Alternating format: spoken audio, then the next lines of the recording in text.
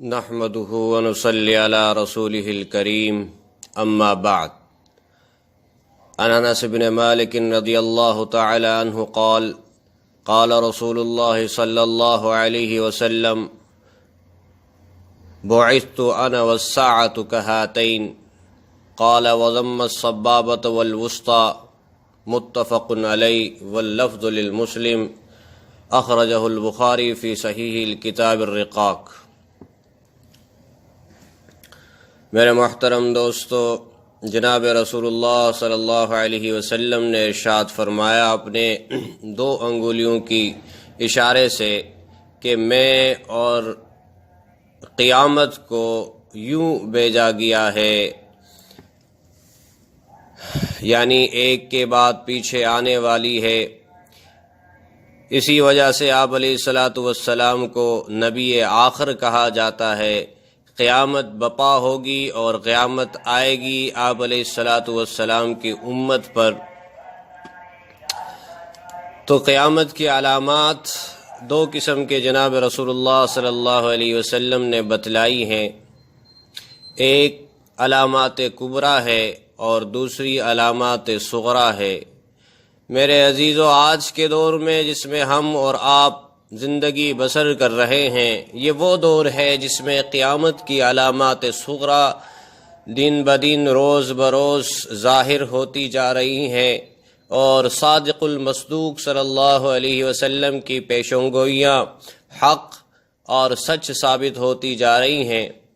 تو میں آپ کے سامنے قیامت کی علامات صغریٰ میں سے چند علامات جو آپ علیہ الصلاۃ والسلام نے بیان فرمائی ہیں وہ بیان کرنے جا رہا ہوں. آپ سنیں اور اپنے زمانے کے احوال کی طرف دیکھیں کہ کیا آیا جو علامات فتنے کی اور جو علامات قیامت کی آپ علیہ الصلاۃ والسلام نے بتلائی ہیں کیا ہمارے زمانے میں موجود ہیں، اور ہمیں اس سے بچنے کے لیے، اس فتنوں سے بچنے کے لیے اور اس خطرناک صورتحال سے نبٹنے کے لیے کیا کرنا چاہیے، اس پہ سوچنے کی بات ہے.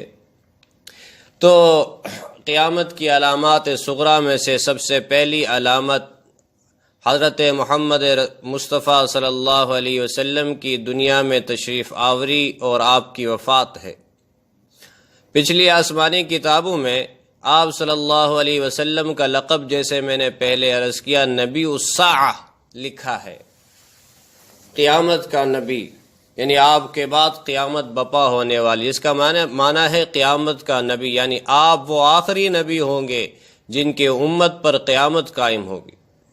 تو آپ علیہ الصلاۃ والسلام نے علامات بتلائی ہیں کہ قیامت کے قریب جو علامات ظاہر ہوں گی. چنانچہ آپ علیہ الصلاۃ والسلام نے ارشاد فرمایا کہ قیامت کے قریب جو صورتحال پیش آنی ہے وہ یہ ہے کہ اولاد نافرمان ہو جائیں گی، بیٹیاں تک ماں کی نافرمانی کرنے لگیں گی، دوست کو اپنا اور باپ کو پرایا سمجھے جانے لگے گا، علم اٹھ جائے گا، جہالت عام ہو جائے گی، دین کا علم لوگ دنیا کمانے کے لیے حاصل کرنے لگیں گے، نااہل لوگ امیر اور حاکم بن جائیں گے، ہر قسم کے معاملات،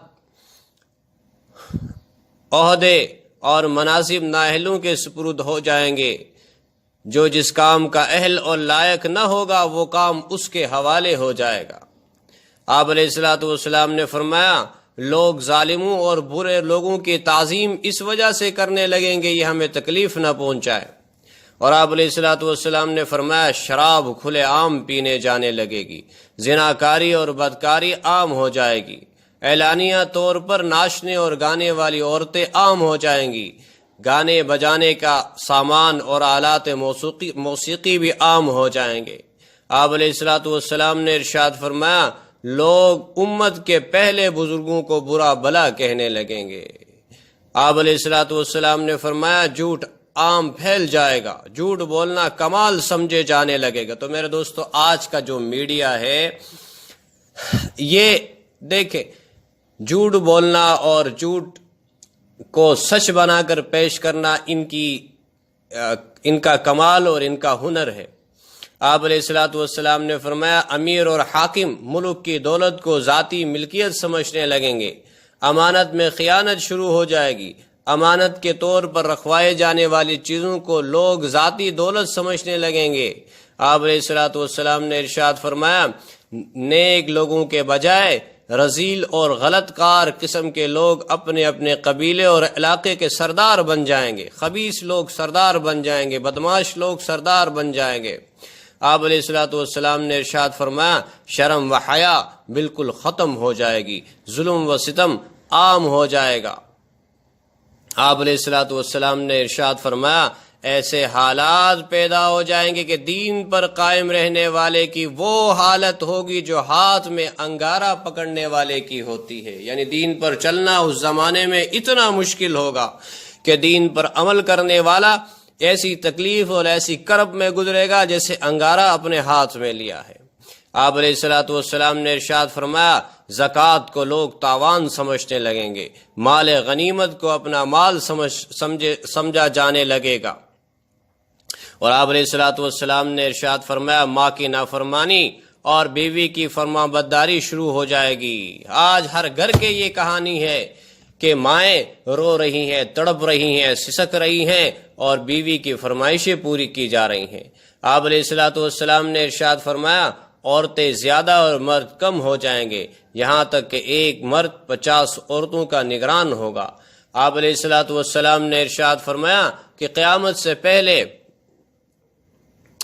30 بڑے بڑے کذاب اور دجال آئیں گے، ہر ایک نبوت کا دعویٰ کرے گا، حالانکہ حضور اکرم صلی اللہ علیہ وسلم آخری نبی ہیں، آپ صلی اللہ علیہ وسلم کے بعد کوئی نبی نہیں۔ آپ علیہ الصلوۃ والسلام نے ارشاد فرمایا کہ عراق کا مشہور دریا فرات سونے کا ایک پہاڑ یا سونے کا ایک خزانہ ظاہر کرے گا جس پر لوگ لڑیں گے، چنانچہ اس لڑائی میں ہر 100 میں سے 99 قتل ہو جائیں گے۔ ممکن ہے سونے کے پہاڑ یا سونے کے خزانے سے مراد یہاں عراق کا تیل ہو، جو صورتحال آج عراق میں ہے اسی سے تو یہی سمجھ میں آتا ہے۔ آپ علیہ الصلوۃ والسلام نے ارشاد فرمایا، جب یہ علامتیں ہو چکیں گی تو سخت قسم کا عذاب شروع ہوگا، اس میں سرخ آندیاں آئیں گی، آسمان سے پتھر برسنے لگیں گے، کچھ لوگ زمین میں دساں دیے جائیں گے، لوگوں کی شکلیں مسخ ہو جائیں گی، پھر پے در پہ کئی نشانیاں ایسی ظاہر ہوں گی جیسے ہار کا دھاگا ٹوٹنے پر مسلسل دانے گرتے ہیں۔ تو میرے دوستو، آج ہمارے زمانے کے اندر ہم بڑی مشکل میں ہیں۔ اس زمانے کے اندر اللہ جل شانہ نے ہمیں پیدا فرمایا ہے اور ہمیں آزمائش میں مبتلا ہیں، تو اب اپنے ایمان کی سلامتی کی فکر کرنی ہے۔ یہ ساری علامات پوری ہو چکی ہیں، اللہ پاک میری اور آپ کی حفاظت فرمائے۔ نحمدہ ونصلی علی رسولہ الکریم، اما بعد، عن انس بن مالک رضی اللہ تعالی عنہ قال قال رسول اللہ صلی اللہ علیہ وسلم،